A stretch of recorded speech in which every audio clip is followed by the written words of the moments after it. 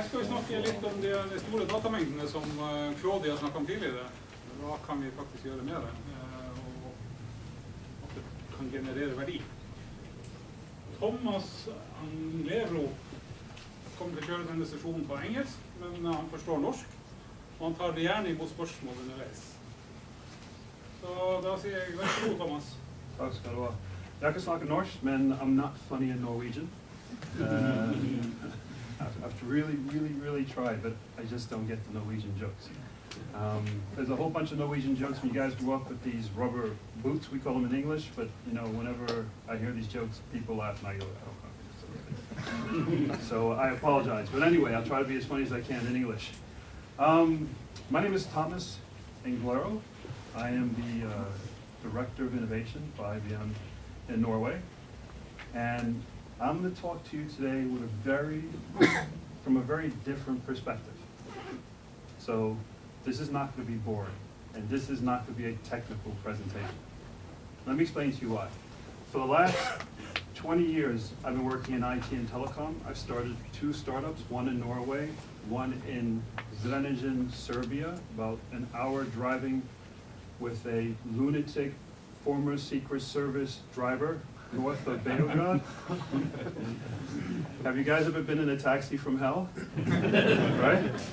This guy, you know, I was working with the Serbian government in one of their incubators down there, and my flight arrived late. They said, we have a special driver to take you to your meeting. And I only had, it was a 1-hour drive, had a half hour.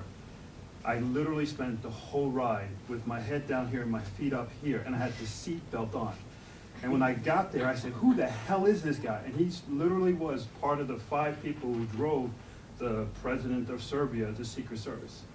So while we were driving, it was a 1-lane road. We spent most of the time on the oncoming traffic because you had to get it. So I got some interesting stories. So I've done startups. I've worked in telecom for 20, 25 years all over the world. And for the last 5 years, I had the most interesting job in Norway. Who did I work with? Company, not product. I don't talk product. What's the most interesting company in Norway? You can't say in your own company. IBM. Not IBM. I just started in IBM in May. I'm a baby in IBM. I'm not old. Everybody in IBM is old. I'm not old. Huh? No, that's really cool though. More interesting than Google. Okay, I'll give you a hint. In the public sector. That's right. The most interesting company to work to in Norway is the public. Oh man, he gave me a serious look. Go ahead. Municipalities. Now more specific. No. Hell no.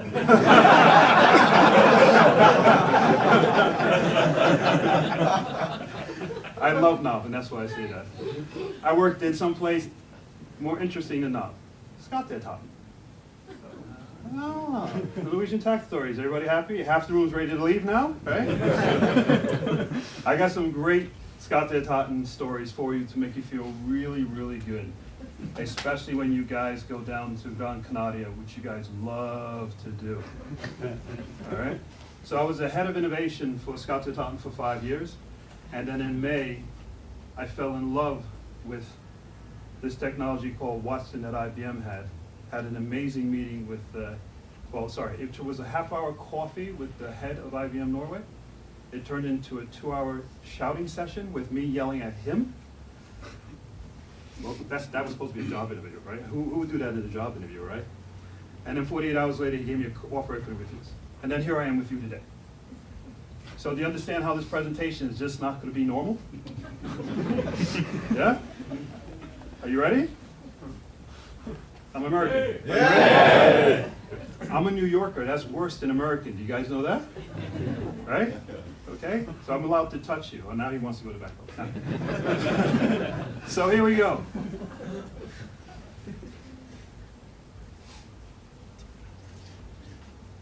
Every single day, we generate 2.5 quintillion bits of data. Every single day. In the last 2 years, all the data that's ever been created since we started playing with our PCs and, okay, I got a test for everybody. Who remembers what, if I say 14.4, 28.8, what am I talking about? CPU. Modem. We got some old people in the room. Do you young people, do you guys even know what the hell I'm talking about? No? Okay, for the win a better prize, can anybody imitate the sound of a 14.4 or 28? It's funny because we all remember that sound, right? There you go. That was the busy line. Yeah. You remember those days? So that was the days that data started, right?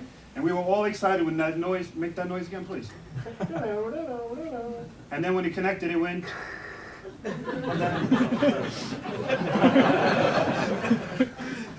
Were you in my living room or something? And when we got connected, the data collection started, right? And that was sort of 90s, 80s if you're really, really old, right? 70s if you're one of the founders like Vin Cerf. But did you know in the last 2 years, we've generated 80% of all the data that's ever been created in the last 2 years? Do you know why?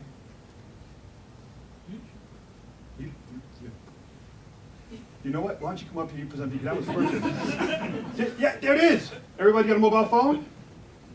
Does everybody have a mobile phone? Yes. Does anybody have kids with a mobile phone? Yes. Does anybody want to choke their kids with a damn mobile phone? Okay, when your kids are not paying attention to you and you're saying, how do you order Alexa? And they're just da da da da da da. What are your kids doing? What program? Let's go. Go ahead, yell it out. Don't raise hands. This is not school. Snapchat. Snapchat. Instagram. Facebook. Let's do one at a time. Snapchat. What are your kids doing on Snapchat? You don't know. Kjempebra Dårlig foreldre. You guys are terrible parents. You have no idea what your kids are doing. None at all. All right, Snapchat. Anybody know about the hot dog legs? Holy crap. Let's try that again. On Snapchat, your kids are taking pictures and they're titling it hot dog legs. The room is dead silent. You don't? Wow, okay. Pause the presentation really quick. You have to understand what the kids are generating a tremendous amount of data. So hot dog legs. Everybody's really interested in this presentation now, right? Yeah. So hot dog legs, when the next time you're in Gran Canaria, hot dog legs is when you take a picture of your legs and a pair of shorts. So you got a skin, and you make it so that there's no muscle showing, and it looks like 2 hot dogs. No, it's still going on now. I don't know, maybe some of my friends are like living the dinosaur days and stuff. Right? So that's that. Then we got, which one? YouTube. Okay. Do you know how much data is uploaded to YouTube every single minute? I'm sorry, not data, but the amount in terms of minutes and stuff like that. Uploading to YouTube per minute. 2 years? 100 years. Wow, you guys are really far ahead. 300 hours of video is uploaded to YouTube every single minute of the day. So we are, you know the selfies, now we're doing video selfies, upload, upload, upload, upload. 300 hours a minute. Do you know what our kids are doing? I'm sorry, do you know what your kids are doing? Right? Okay, anybody else? What else is their favorite kids at? This is really embarrassing for you. At this point, everybody should be turning around if you don't know what your kid's doing. Instagram. Yeah. Another one? Anybody? Instagram's just photos. Well, it used to be. Now you can do videos too. And here they're approaching YouTube status. Tinder. Huh? Tinder. And there goes our PG portion of this presentation. Does anybody know what Tinder is? Raise your hand if you know what Tinder is. Raise your hand proud and be embarrassed. Okay, those of you who don't know what Tinder is, you'll be downloading Tinder by the end of my presentation. Tinder is the, wow, politically correct. Tinder is an application. Will somebody do this for me, please? This is really hard for me. You meet people on Tinder. Is that a good way of saying it? Matchmaking. And if, I'm sorry? Matchmaking. It's matchmaking, thank you, on Tinder. And if you like, and if there's a picture of someone and you like them, you swipe to tell them that you like them. And if they're in the vicinity, they can swipe you. And wow, you just been swiped. They swiped me, I swiped you. What happens next? Tinder. Everybody downloading? So now even you're getting into the game. Now Tinder's used by kids too, but really shouldn't, if you know what I mean. It's a Friday night app. Does everybody understand what I mean by a Friday night app? For adults? Yes? A lot of the girls are like, yes. We're generating huge amounts of data. Huge amounts of data. What are we doing with this data? It's just, we're just collecting it. We're creating it. And we consume it. We consume it. How do we consume it? Do you consume it? Do you consume it for your business? Where is it going? What use is it? You ever thought of that data? You ever thought what your daughter's doing other than driving up your mobile data account every single month? Anybody want to kill their kids whenever that mobile phone bill comes in? No? Am I the only one with a daughter that drives me nuts? Wow, okay. Damn, you're great parents. Mine too, I want to kill her. Oh, you got the wrong provider. Huh? You got the wrong provider. No, I got the wrong daughter.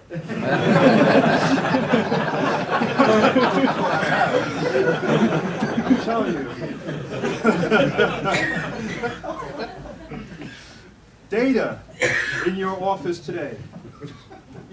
Let's talk about Skatteetaten. I got a great story for Skatteetaten to give you the ultimate picture of data laying in silos. Every one of you in your company, you have a database that has tons of data. You have another database full of data. These two databases don't talk to each other. And you have other databases. You have tons of data all over the place. It's not integrated. But when your boss asks you a question or the boss needs information, you have to compare information from this data, from that data, from this data. If you miss one database, is that information, that analysis that you're giving to your boss, that final conclusion accurate? No. Is it efficient? How long did it take you to go through all this data? All this data. Right? It's a huge job. All these silos and silos and silos of data. Yes? Or does everybody know everybody's office is absolutely perfect, right? Then what the hell are you doing in this conference, right? Let's look at Skatteetaten. Tell you an inside story about Skatteetaten. I'm not picking on Skatteetaten. It's your tax authority and mine. You guys love Skatteetaten? Yes. Oh. Sometimes. Every month you hate him, but once a year when you get that return, yeah, baby. Here comes the new Tesla. Okay. When I was working at Skatteetaten, I had a project, and I wanted to find out what transactions, how many transactions do Norwegians do when they go on vacation to Gran Canaria? Are you scared? Do you guys know we know how many things you buy and when you buy it and who you buy it for? No, I'm just kidding with the last one. So I had a meeting with this woman who had all the data, and I said, listen, I need to have all this data because I want to analyze it. I want to start and understand Norwegian consumption abroad. She goes, Thomas, no problem. So she reaches down her drawer, she opens up the drawer, comes down, stands up, and throws all these CDs across the table. Everybody know what a CD is? This guy laughs. You'd be amazed. Okay, sorry. If I say 33 and 45, and I go like this, what am I talking about? All right, who has no idea what I'm talking about? And I'm looking at that really young kid. You have no idea what I'm saying, and you're an American? Go leave the room now. A 33 record? Everybody see? Who has not seen a record? Who's never heard a record? Wow, okay, no, it's too embarrassed. All right, leave it alone. So she threw on the desk all these CDs. And I go, excuse me, but what is that? And she says, each one of those CDs represents 1 month of transactions of Norwegians abroad per month in Spain, in Gran Canaria. She had maybe about 5 years of CDs. How is that data being shared by anybody? Where was that data? In a CD. Where was the CD? In the bottom of her drawer. Does anybody in the country of Norway that knows that those CDs are there? Except the person calling on that phone? Do you feel better now that when you go to Gran Canaria and you use your Visa card, where's your information going to end up? Are you worried about Skatteetaten now? Do you like Skatteetaten now? Yeah, see, Skatteetaten is not that bad. That, to me, is the ultimate example of where data our data in our company, this critical, important data, not critical to you because it reveals too much of your private life. Yes? Yes? Yes. Okay, so we want to stain down that drawer. Yes? Yes. Do we like that woman's laziness? Yes? So that siloed data in Skatteetaten, that siloed data in your office that you're too embarrassed at this conference to publicly say yes because your boss is sitting next to you or behind you or, okay, I'll cover your back, I got you. That's hurting business because that data is not being shared and no one can access that data. It's a huge, huge problem. But there's some more important data. Now I want to make this very personal to you because the most important data is in the following slide. You. Did you know in your lifetime you're going to generate 1,100 terabits of data just on you? Did you know you're that big a hard drive? You never thought of yourself as a hard drive? I'm a CK hard drive. I'm a Western. You're a hard drive. Clinical data, when you go to the hospital, you're sick, your doctor takes your blood temperature, writes a data record, fills up the EMR, the electronic medical record that's shared through all the hospitals and all the different systems. Through the course of your lifetime, it's going to generate 0.4 terabits of data just on your health. Your genomic data, everybody knows what the genome is, right? You at a DNA level. You're huge. Look at your genomic. You're 6 terabytes at a genomic level.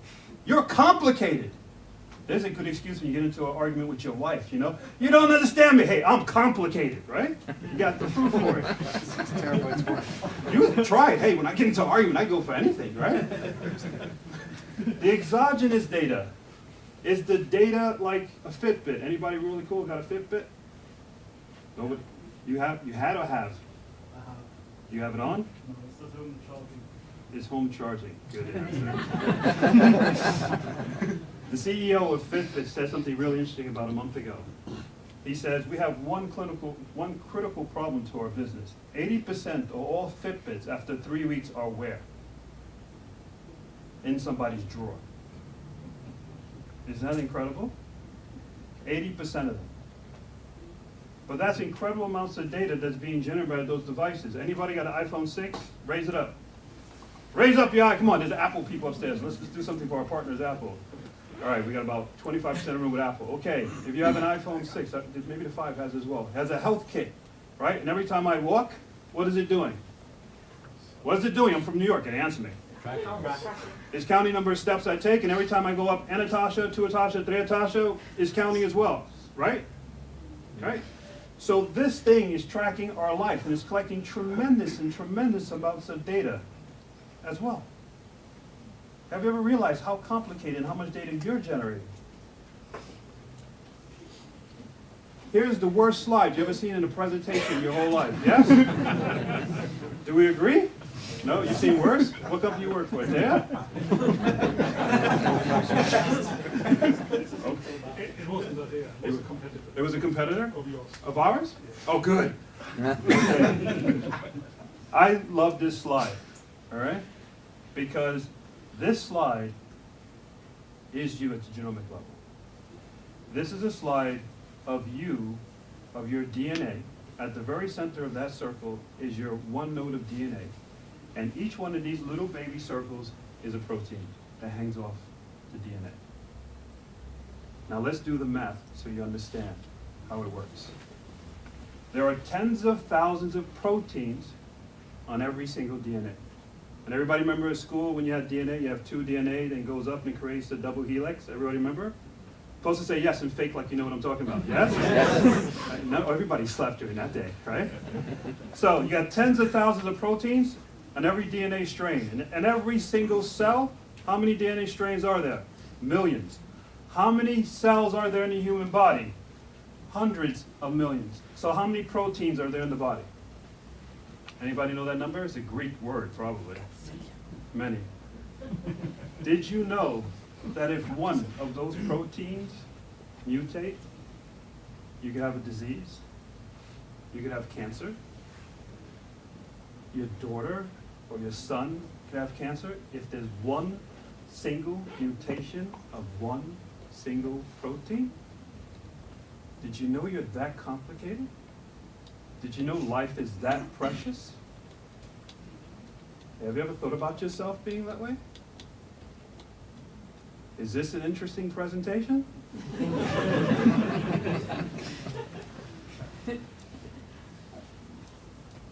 Anybody seen the movie X-Men? I asked the question. Anybody seen the movie X-Men? Yes. Wow, you guys are tough. Were mutations good or bad in that movie? Were there some cool mutations? Yes. Tell me some of the cool mutations. Come on. What were your favorite mutations? Shapeshift. Wow. You know, come over here. Sit over here. Other mutations that were really good. If you're embarrassed, you haven't seen X-Men, go see it on Netflix. Great company. Come on. Favorite mutations. Okay, if you had a mutation, what would be your favorite mutation? The young kid over here was really quiet but laughing a lot. What's your if you could do anything in the world, what superhero would you be? I don't know. All right. As a gentleman who used to be buffed and everything, the one mutation I want, and I'm speaking for every guy in this room, is the six-pack mutation. Right?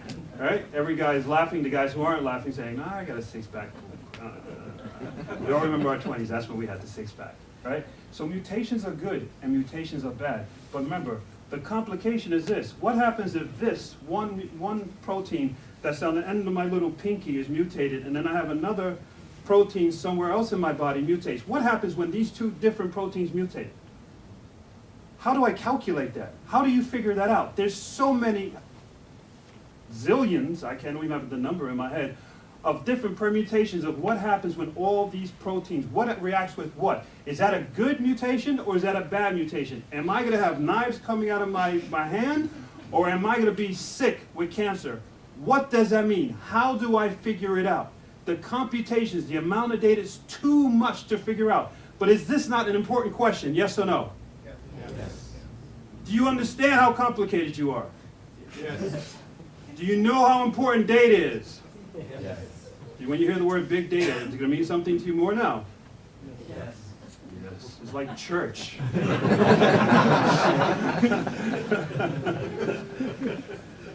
So what got me excited about IBM was Watson.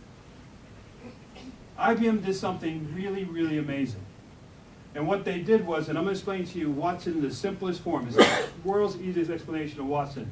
Remember the data that's sitting like this, right? Silos of data, right? And where's Scott Totten data? If you ever see somebody do this ever again, it's like, Scott Totten, Scott Totten. It's like a dance, right? I'm in trouble. I love the company, really. I had a great time. Wonderful people. So you have your silos and silos of data. What IBM did with Watson, what Watson does, it takes these silos of data and turns it sideways. So that you now can look through all the data and see how does this data relate to this data, relate to this data, relate to this data. Welcome to Watson. That's the simplest explanation I could give you of what Watson is. All your silos of data is now related, and you can see the relationships that you never seen before. Let me give you an example. I think this is very appropriate because I've hung out with some crazy Norwegians who like to drink a lot of beer. Anybody like to drink beer? Your boss ain't watching, raise your hand. Okay, those people who are embarrassed, pick up their hand. Aquavit? Is this really, this is not church, okay? Because in church, I went to Catholic church, and every Sunday they made me drink some wine. So, hey, it's okay. And you know what part of Norway you are in.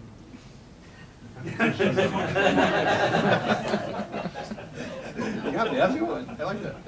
Okay, leave the church theme. Let's go back to alcohol. So here we have a beer company in the United States. Now they had beer sales, and they understood their beer sales. We understand how much beer we sell per week. We understand how much beer we sell per month. They have the Excel spreadsheet broken down completely. We know our business really well. But then they said, what happened if we take our beer sales and we overlay it with weather? This is what they did here. They overlaid their beer sale with weather, and they all of a sudden found out that under certain conditions in certain places, when it was super cold, this beer sold more than that beer. All of a sudden, they realized that weather affected their beer sales. That didn't show up in an Excel spreadsheet. Yes, sir? So they are responsible for global warming? responsible for global warming? You know, I just saw a Netflix film and I have the longest answer in the world for you on that one. No. Was that okay? Was that politically correct? Yeah, I got so many ways to answer that question. Let me focus on this, and then we hang out after the meeting, all right? So what they realized was, when they started, they realized that, and by the way, the person who did this, he did this while his boss was on lunch. He just layered weather information, because with Watson, we have access to all the weather data that's ever been published around the world, anywhere. So he says, okay, I got my data, my silo of data on beer sales in the United States. Let me overlay it with weather. Boom, he all of a sudden saw his company and saw how sales were related to weather. That occurred in a few minutes while his boss was at lunch. All of a sudden, he saw his company completely differently when he compared it to weather. Amazing. Then over here in this corner, I love this little red thing because it's so annoying, right? That little kid over there, you want to play with it, don't you? I took this out at home. Every kid was, they almost broke it. That's a long story. That's another one. Like I said, my kids are interested. So anyway, here is the most interesting of them all. Now this guy said, that's interesting weather. Now this is a very creative person, just like you. And he says, here's our beer sales. Let me overlay it with the flu. What happens in our beer sales when I overlay it with the flu? All of a sudden they realize that when there's certain flus, their beer sales go through the roof. Who the hell would have figured out that certain flus make people drink more beer? People are giggling at embarrassment. They're like, I drink a lot when I'm getting the flu. My wife's not home working. I'm okay. I've been in Norway many years. I know all the secrets. You cannot hide from it. But isn't that interesting? We're an existing beer company who thought they knew everything about their business. Just by layering a new layer of data, they saw their business completely new. They had new ideas on how to sell, when not to sell. Should we send, okay, it's coming winter. The Northeast is going to get hit really hard. Should we send more? Should we send less? Here comes a nor'easter. You guys don't know what nor'easter is. Here comes a storm. It's going to hit Boston for this weekend. Let's roll the trucks, right? Isn't that interesting? Your existing company today, you have tons of data on what you do, how you do it. Have you layered it with the flu? You're laughing. It was funny until he saw the picture and he realized, holy crap, we can make more money. Are you laughing now? He did this over lunch. My question to you is, who's your company? Do you really know? You know off your current data and off your current Excel spreadsheet. Congratulations. What have you layered your company against? Now when I say that, I'm not trying to put you on the spot. I'm trying to create your creative juices to get them flowing. I think the example of layering beer sales with flu is the ultimate example of what the hell was wrong with that guy. But he made the company a lot of money. So with Watson, you could have those moments. You know how you're hanging out in the hitta, having a lot of fun, right? You go pashi. After you're done, you're talking about all these wonderful things you did and you didn't do. How many times you fell down when everybody was ahead of you and they didn't see you, you wipe it off, the no snow's on you, you keep on, right? Yes? I've been in this country a long time, okay? I know your secrets, right? You get back to the cabin and you start drinking, slamming down the aquavits, having a wonderful time, and it's probably the best time when you're hanging out, right? We're doing all these wonderful things, and you come up with these wonderful thoughts. Take those thoughts and layer it. Right? Oh, I would do this with the company, I would do that. What about this? What about layer it? That's where we are today. Do you understand what I'm saying? This is not future. This is not, oh, someday. This is today. He did this during lunch. To the young kid here today, you start your career, your moment from this moment on. Take everything you see and layer it. What does this have a relationship to this? How do these things relate? Or how do they not relate? What does this mean? Does everybody get my point? Yes. Are you a different person today? Now we're getting religious. Oh, yeah, right? I think this is amazing because it takes the world of silos. It takes the opportunity all you have to be the new boss, to get rid of your, who wants to get rid of their boss? Raise your hand. Nobody wants to raise their hand? Wow, man, you guys have no guts whatsoever, okay? I like my boss. I don't want to get rid of him yet, but I like him. You have the opportunity to get a promotion. You have an opportunity to change the course of your business just by being you. And layer the data. That's simple. Don't change, just layer. With Watson, we have access to all the sports results that have been published publicly. So let me see if I can be very Norwegian right now.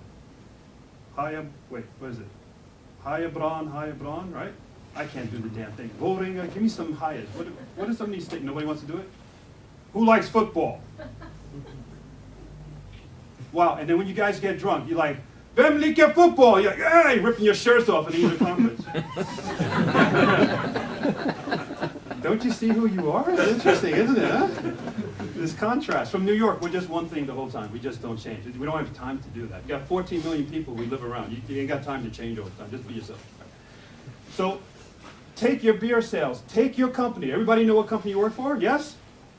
Yes. Kind of a stupid question, but I'm hoping to get a yes, right? You know the company you work for right now. Do you have your favorite football team in mind, or the football team you hate? Or if you hate football, just choose a team. Got it? Yep. Layer them right now in your head. You're going, what the hell are you talking about? Right? But think about it for a moment. Whatever business you're in, football results, the results of a football game, a win or loss, when you layer it, does something happen on that particular day, or at that particular moment, or at halftime, or when that goal goes in the net, or when that team loses? When you layer it, you actually might see relationships to your existing business and to football scores.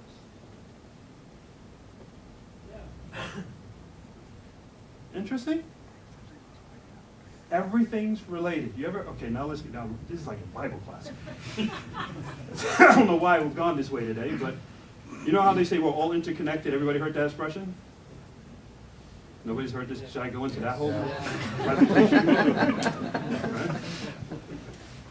Everything's connected. So forevermore, whatever you see, when you're watching sports with your buddies, and you people who hate sports, when your partner is in the living room watching sports and you're in the other room going, I hope that TV breaks. It's related. We also have access, as a matter of fact, we just announced today that IBM just bought, I think it's weather.com, we just bought the whole entire database, the entire history of the world's weather data. So whatever company you're in right now, again, layer against weather.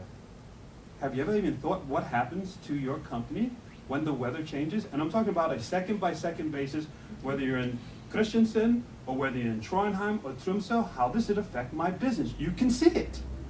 And it takes us a few minutes, layer the data, and boom, within a couple of minutes you have the answer. This is not you layer the data and you wait 2 weeks. You get an instantaneous answer. Take the result, run to your boss and say, jeg trenger mer penger. Do you see how easy? Isn't it great to come to this one? You guys gonna make a lot more money come Monday? Yes? Right? So we also have access to all the tweets out there in the world as well. Ooh, somebody said, hey. I love that. So that means, what happens if there is a crisis, or is there a mudslide or an earthquake? Does that affect your business? Or, everybody heard, I heard this morning, I almost lost my breakfast. Justin Bieber's flying in today. Everybody heard this? This guy's over here going. Right? Everybody remember the last time Justin Bieber came, what happened to downtown Oslo, Karl Johan with all these crazy girls, right? Yes? Yes. You know, if we said it to a New York crowd, people are like, oh yeah. Norwegian, yes. All right? So Justin Bieber's in town. Are people not tweeting this? I know I'd be tweeting, go home, right? My personal opinion, not IBM. What did somebody say? What happened when Justin Bieber got off the airplane? People started tweeting. How did that affect your business? You don't know unless you layer. How do things that happen in the world, that are happening around me, or things that are not happening near me, affect my business? You can know now, you can know in a few minutes. It's no longer do you have an excuse. Use your creativity, use your curiosity to help your company and help yourself get a promotion. This is my nerd slide, and my only technical nerd slide. Any nerds in the room who love databases? Raise your hand. This is your slide. 5, 4, 3, 2. So all these are all the different databases that we integrate with in the back end. A lot of these databases are in this cloud, and a lot of these databases are in mainframes. So whether you have your access stored in good old IBM mainframes, that are the most reliable mainframes in the world, or you have your databases stored out in the cloud, is readable, and you can still access them. Let's go into a couple of business cases. I want to start to have your creative juices flow.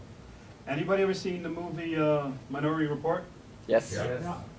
Okay, this question is to the women in the crowd, maybe to some men in the crowd. Tom Cruise, cute, yes or no? Yep, she gave me a yes.